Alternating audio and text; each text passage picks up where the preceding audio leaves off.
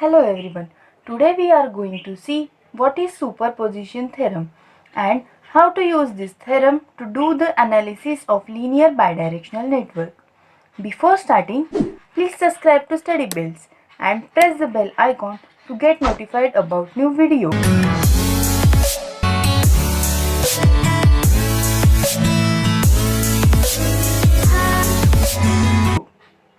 Now we will start with statement of superposition theorem. Superposition theorem states that the voltage across or current through an element in a linear circuit is the algebraic sum of the voltages across or currents through that element due to each independent source acting alone.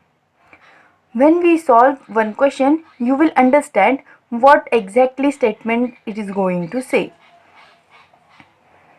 Here we have to replace all independent sources by their internal resistances.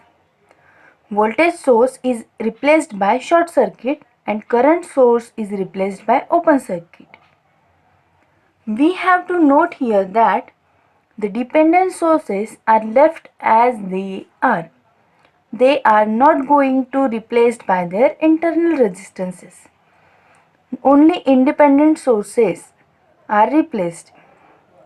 And this superposition theorem not valid for nonlinear circuit.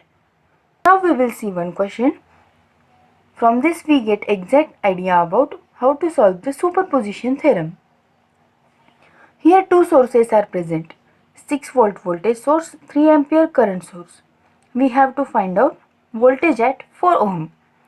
First we have to consider 6 volt voltage source. So 3 ampere current source replaced by its internal resistance open circuit. We have to apply here KVL and current flowing through this loop is I1. Direction of current is this. So 6 minus 8I1 minus 4I1 is equal to 0. When we solve this equation, we get I1 is equal to 0.5 ampere. Here V is equals to IR, that is V1 is equals to 4I1. I1 is 0.5 ampere, so 4 into 0.5 is equal to 2 volt. V1 is equals to 2 volt. For first case, consider 3 ampere source. So here voltage source is replaced by its internal resistance, that is it is short circuited. 3 ampere current is present. Direction of current is this. From this branch I2 current is flowing. So using current division rule, we can find out what is the value of V2. I2 is equals to total current flowing into opposite resistance divided by total resistance.